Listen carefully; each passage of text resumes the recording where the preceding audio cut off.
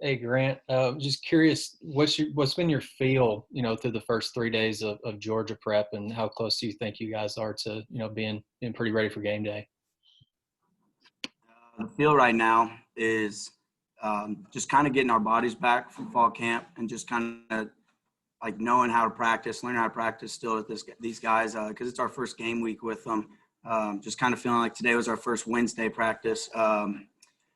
So just kind of figuring out how the tempo goes, figuring out how physical we need to be, and how Coach Pittman is. He's done a really good job with being open with us and telling us exactly how he wants us to be. So just our take on where we are in Georgia or against Georgia is we're still game planning them. We're still going through. It's still, like I said, it's a first game thing because we don't know exactly what they're going to do. We're going to have to go out there with open eyes and be able to change our option up and decide on what we're going to do based on what they give us. So we're just preparing on kind of guessing what we think they're going to give us the best shot at. And so I think we're doing pretty good right now. We're, like I said, in a Wednesday, so we're getting to that point to where we know we can get ready and play a game.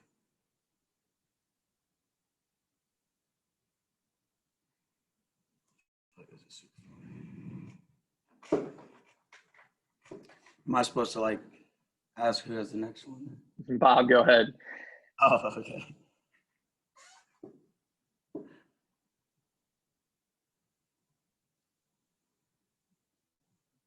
I think you're muted.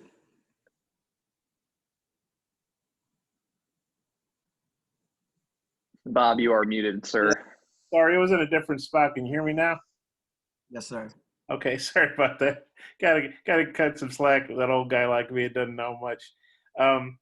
Hey, are you old enough to remember the 2009, 2010 Arkansas Georgia games? They're kind of crazy high scoring games here in Fayetteville, and Georgia won, and then the next year Arkansas came back and won in Georgia in Athens when Mal hit Childs with a deep pass. Yeah. Yes, I do remember that.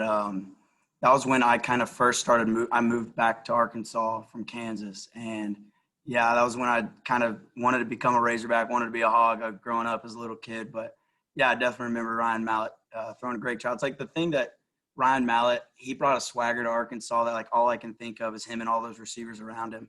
And I definitely think that we can get that back here at Arkansas. But yes, I'm old enough. I'm about to be 23, so I'm the old guy around here. I feel like I'm K-Rich all over again. I feel like I'm old as can be. And Beckett kind of sealed that game. Jacob Beckett, he kind of flew through the air and sacked. I think it was Aaron Murray. Do you remember that play at all?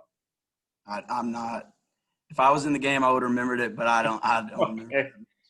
Okay. I got some more Mario, but I'll let it rotate here around. Hey, Grant, how have you guys been working out the scout team situation with the quarterbacks? Do you have two different scout guys, like one for DeJuan Mathis and one for JT Daniels? Like, what are you guys doing there? And then who is that scout team quarterback for y'all? So right now we're doing a lot of stuff because based on just how we want to get the best looks we can get. So we're doing a lot of ones servicing the two, or the two servicing the ones, and then we're doing the two defense services, the one offense. And we're just giving those looks that they want to see. And then when we go to scouts, we have a bunch of different guys rotating through there. I'll tell you right now, we have some scouts that are going on their offense that are going against us that could play on Saturday just because of the numbers we have to be able to do. The quarterbacks I think it's been rotating through. I know Malik has given us probably one of the best looks that Malik Hornsby, just because of DeJuan Mathis. He's given a really good look. And like I said, he's one of those guys, he's going to be really good here at Arkansas. And so I know there's a lot of guys rotating through, but he's given us a really good look for our defense and just a bunch of other guys, not just quarterbacks wise. Hey Grant, I'm curious who's kind of jumping out at you in terms of Georgia skill players. Who's kind of catching your eye there? Who do you need to particularly game plan for? Yeah, a lot of guys. They have a lot of good players on their team. Number one, I'm not big with names. I'm a number guy. Number one is he could be one of the best players in the SEC this year. He's very good. He's very talented. Number four is very shifty. He's they're kind of like a slot / running back. He kind of moves around. He's very shifty. He can make you miss. Number 3, the running back as well. He's a very down, like B gap to B gap runner. He's very strong, very physical, likes to hit the hole real hard. Like I said, they have a good offense, and they're going to be able to do a lot of different things, and that's why it's challenging to be able to game plan for them. But it's one of these things, like, it's fun to have this competition super early and to be able to kind of open our eyes. Like, this is a 10-game schedule at SEC. Like, this is going to be something we're going to face every week, but this is going to be one of the best teams we play, and we're ready, and we've been preparing like it's the best team in the nation, because that's what we're getting ready to face. Yeah, Grant, hey, it's Bob again. I think I'm unmuted now. I figured it out. Hey, Sam Pittman made it clear he really wanted this job. Some coaches weren't beating down the door to get it, or they were maybe trying to use Arkansas to get a raise or whatever. Sam, he's talked about wanting this, loving Arkansas since he was in high school. What does it mean to you guys to have a coach who wants to be here so bad? It's not just about the money or about the SEC. It's he really wanted to be at Arkansas. And just how do you guys feel about wanting to have a strong debut for him on Saturday? Yeah. As players, the only thing you can ask for is someone you want to go out there and you play hard for. And the only way you're going to do that is if you know that they love being a Razorback just as much as you. So when you have guys like these guys, like right now, like even the captains, like they love being Razorbacks. Like we have a transfer quarterback who came in here and now he's a captain. And I'm telling you right now, he loves being a Razorback. He comes to work every single day, puts his hard hat on and just goes to work. Like, so knowing that we have a coach that loves being a Razorback, he loves putting on his hard hat in Fayetteville, Arkansas, and just coming to work every single day to get better for Arkansas and for the state. It makes you fight for him even more. I think I said that in my last interview, actually. Just being able to have a coach that goes out there and you can know like you're going to give it your all for him. It definitely is. It means something coming from Georgia, yeah, but just the fact that every single weekend, that knowing that we can fight for him because he wants to be out there just as much as us. If I can ask a follow-up, you mentioned Felipe. Sam said that Felipe got pretty emotional when he was named a captain or voted a captain. He said he wasn't going to say what he said, so I don't know if you'd want – I guess Felipe could speak for himself on the other call. But what did you think about how emotional Felipe got and what he said to you guys? Well, Felipe is one of those guys. He leads with passion. He may not always be the guy to speak up at certain times, but I know when he speaks up, it gets passionate in everything that he says. He means what he says. He's not a guy to just talk gibberish. So I know I don't want to speak on his behalf based on what he said. Kind of like Coach Pittman. Out of respect for him, because he's gone through times like he's having to leave Florida. Like that's where he grew up. He didn't want to leave Florida. So knowing that he became a captain here, he knows that he loves it here, and he knows that he's welcomed here and he's loved here just as much as anybody else. So I'll let him answer that. I'm sure he'll get asked that, but it means a lot for him to come here and lead the way he's led. I got a couple more, but I'll turn it back over to whoever wants to ask something else. Yeah. Hey, Grant. You had 39 tackles, I think, last year. I was wondering if you thought that number is going to go up this year, and just what do you think your expectations are just when it comes to tackles this year? Yeah, I definitely think it's going to go up. I think the amount of reps that I'll be able to get is be able to move up and just be able to get the productivity up. This defense, it really relies on linebackers to be able to make tackles. And if we're doing what we've done in the past and what we've continued and what we're going to try to do this year and how we've gotten better, I think that number is going to go up for both Bump and I, and just our linebacker core in general, just because we have a lot of guys that can play. So our defense, the way it's set up, is we have to be able to stop the run. So unless they open up the book and throw the ball 90 times on us, then I think it definitely can go up. I'm not going to set a number just because I don't want to put that juju on me or anything, but I'm not going to set a number, but I definitely think it'll go up. Grant, you mentioned stopping the run and having to be able to really do that strongly, but compared to last year, just where do you feel like you guys have improved the most defensively? Is it coverage, run stopping? What do you think the biggest improvement has been just so far? I think our aggressiveness to get to the ball. I think it might start with D-line, just having those bigger guys up front that we haven't had in a while. Knowing where we are, knowing the style of defense we're playing with Coach Odom, he wants us to attack the line of scrimmage every single play because he knows we got someone else to cover us up. If we hit that wrong gap a little bit, he knows that next person coming over the top is going to fit it over perfectly, so you can be more aggressive in this defense. So I think the I think the aggressiveness, I think you're going to see. I think we're going to be able to put some pressure on some people.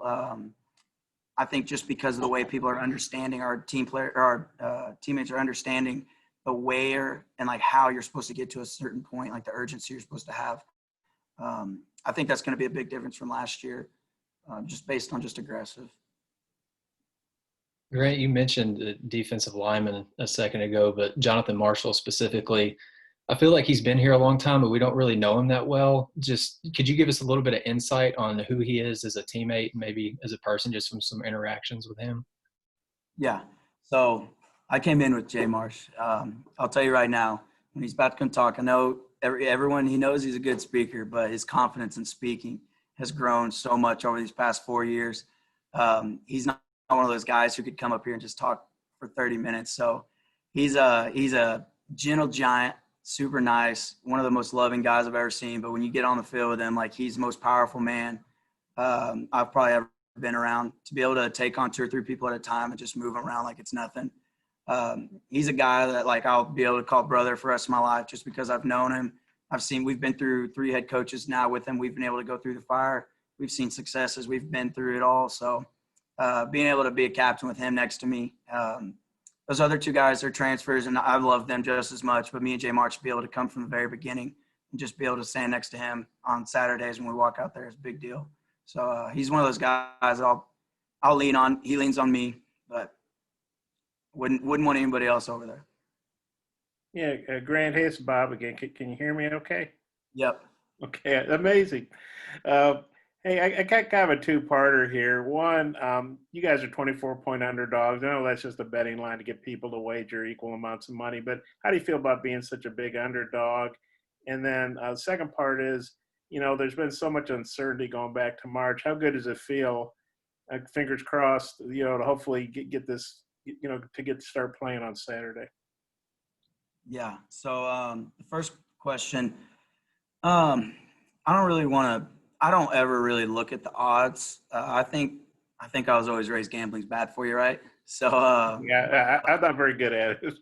yeah. So I don't know. We're gonna go in with a chip on our shoulder with every single game, just because we're Arkansas Razorbacks. Like we're probably I doubt we'll be favored any game this year. I haven't looked at any of that stuff. So we're just gonna be who we are. We're gonna go try to win some games. We're gonna try to give it our all. We're going to work our hardest and give it our all, like based on just playing football. Like we're not going to worry about the outside world. We're not going to worry about how many fans actually showed up, 17,000 or whatever. Like we don't really care about all that. We love Arkansas can be with us because we play for everybody. But what matters to us right now is getting better, getting this group that we're in this building with right now, just getting better and just working out.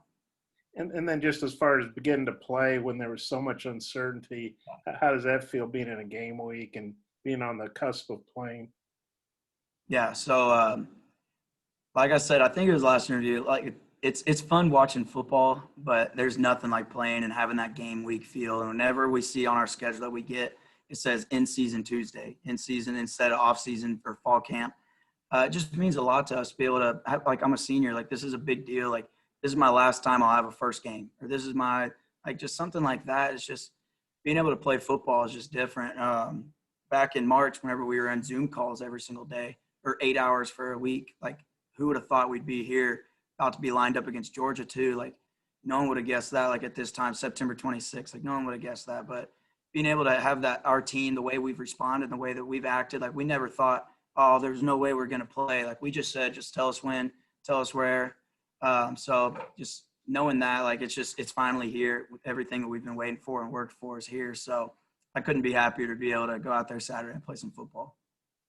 Thanks. Thanks, Bob. Grant, you talked about how this defense is kind of designed to stop the run. Georgia's known to be a school with really good running backs. What do you guys think about the Georgia running backs that you have to go against this weekend? Yeah. So 3, he's a really B2B guy. He's fast enough to go outside. I don't want to just narrow him down to a one-dimensional back. He's a guy who can do it all, but he's gonna make money one day playing B2B and just being that guy who can run hard, because that's what he is. He's kind of like a DeAndre Swift, where he can run hard just and put his shoulder down and get those yards. But the way our defense has got to go, like we've got to be able to fill up gaps. Like I said, we got to be aggressive downhill. When I was talking aggressive earlier, that wasn't mainly just, oh, we're going to move the quarterback around. We want to be able to get tackled for losses. We want to be able to get pushed in that line back a little bit because they're a good offensive line. Like our head coach recruited them, and he was one of the best O-line ever, or O-line coach ever. So obviously those guys are going to be good. So just knowing that we got to have a D-line and O-line battle, it's going to be a trench battle no matter what. It's the SEC. Like that's just how it's going to be. But I think the way to stop them is just be able to be aggressive, get hats to the ball. We're going to have to fly around, make gang tackles just because they're used to running the ball like that. They're used to running hard, and we're going to have to be able to stop the run. This is our first time in testing our new defense. And the way that we've been playing in the fall camp and stuff, I'm excited to go out there.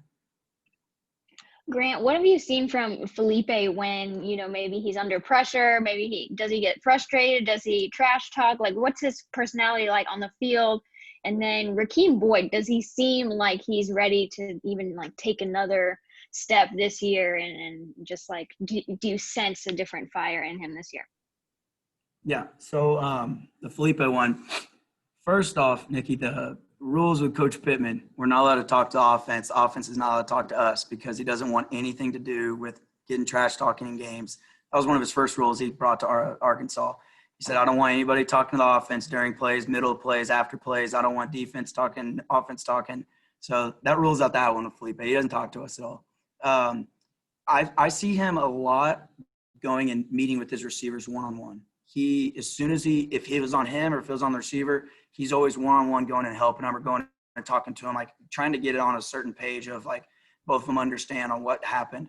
Or I see him leading by the pat on the head with the lineman, like, hey, we got to be right here. Oh, that's my bad. Like he's the leader that he'll take responsibility when it's his, but he's not afraid to be able to jump somebody and say, listen, like has to be this way. So I think that he's done a really good job with gaining everyone's respect that way, because if you just jump everyone's throat all the time, they're not going to be able to respect you. So he's done a really good job of just being able to gain the respect of everyone around him.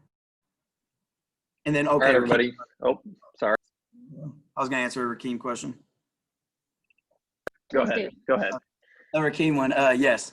I just want to say like one word, yes, because the kid is very good, and he's going to go even better this year. And I can't wait to watch him go on the sidelines and sit and watch him run the ball. I'll just tell you that right there. He's going to be really good. Thanks, Grant. All right, everybody. That'll wrap up first half. Grant, thanks so much, man. Thank you all.